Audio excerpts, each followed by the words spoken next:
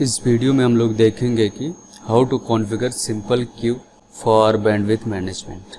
Okay, पहले हम ये समझेंगे कि हम क्यूज क्यों यूज करते हैं। क्यूज का यूज हम बैंडविड्थ को मैनेज करने के लिए करते हैं कि हमें किस क्लाइंट को कितना बैंडविड्थ देना है।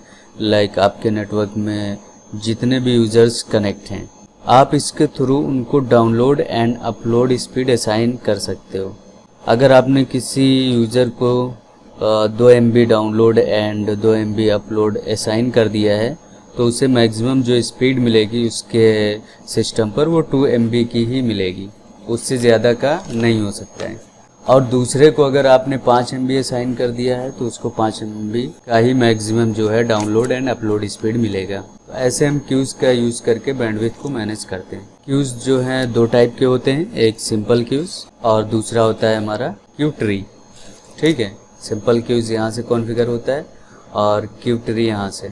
और जो क्यू ट्री कॉन्फ़िगर करते हैं वो उसकी कुछ सेटिंग जो है फायरवॉल में यहाँ पे मैंगल में की जाती है। ठीक है, तो सबसे पहले हम सिंपल क्यू देखेंगे, उसके बाद क्यू ट्री देखेंगे। सिंपल क्यू होता क्या है? सिंपल क्यू का यूज़ हम करते हैं एक पर्टिकुलर आईपी की बैंडविड्थ कंट्रोल करनी हो या पूरे नेटवर्क की बैंडविड्थ कंट्रोल करनी हो या किसी पर्टिकुलर इंटरफेस पे हमें बैंडविड्थ कंट्रोल करनी है, तो उसके लिए हम सिंपल क्यू का यूज़ करते हैं। ठीक है, तो चलिए एक एग्जांपल ले लेते हैं। मान लीजिए कि हमारे पास एक आईपी है, ये 192.168.251 और इसको हम 5 Mbps का डाउनलोड और 5 Mbps का अपलोड देंगे। उसके बाद इसको चेक करेंगे कि क्या ये जो है उतना ही 5 Mbps ले रहा है या नहीं ले रहा है या ज़्यादा ले रहा है। ठीक है, तो इस एग्जांपल से हम इसको देखेंगे।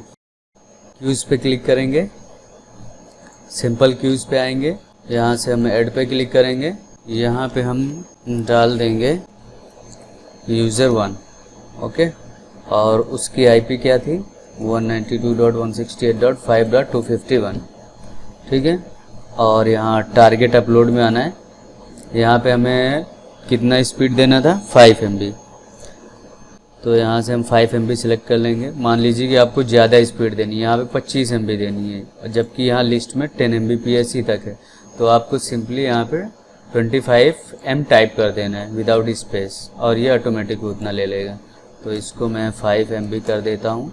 ये हमारा टारगेट अपलोड हो गया और ये डाउनलोड, तो डाउनलोड भी हम 5 MB कर देते हैं। ठीक है, उसके बाद हम इसको अप्लाई कर देते हैं। ये तो हो गया हमारा एक पार्टिकुलर आईपी पर कि अगर हमें किसी पर्टिकुलर आईपी को लिमिट करना हो उसकी स्पीड तो वो करते हैं। अगर यहाँ पे हमारा डाउनलोड एंड अपलोड का कॉलम नहीं शो हो रहा है तो राइट क्लिक करेंगे, शो कॉलम पे आएंगे और यहाँ से हम download and upload and download दोनों मार्क कर लेंगे। तो यहाँ पे जब यूज होगा स्पीड तो हमें शो होगा। ठीक है, ये देखिए, क्योंकि मैंने मैक्सिमम जो डाउनलोड स्पीड दे रखी है इसमें 5 MB की है। अब मैं अगर उस डिवाइस से कुछ डाउनलोड करता हूँ तो वो 5 MB से ऊपर नहीं जाएगा। देख रहे हैं, मैक्सिमम 5 MB ही जा रहा है, उससे ज़्यादा आगे वो नहीं जाएगा। ये देखिए, मैक्सिमम 5 MB। और यहाँ पे देखिए रेड हो जा रहा है। रेड होने का मतलब है कि जो भी इसका थ्रेशोल्ड था 5 MB जो मैक्सिमम लिमिट थी वो इसको यूज कर रहा है। ठीक है, यहाँ पे आप देख सकते हैं। और ऐसे ही जब मैं कोई चीज़ अपलोड करूँगा तो वो भी मैक्सिमम 5 MB जाएगा, उससे ऊपर नहीं जाएगा। तो इस तरह से हम एक पर्टिकुलर आईपी को लिमिट कर सकते हैं।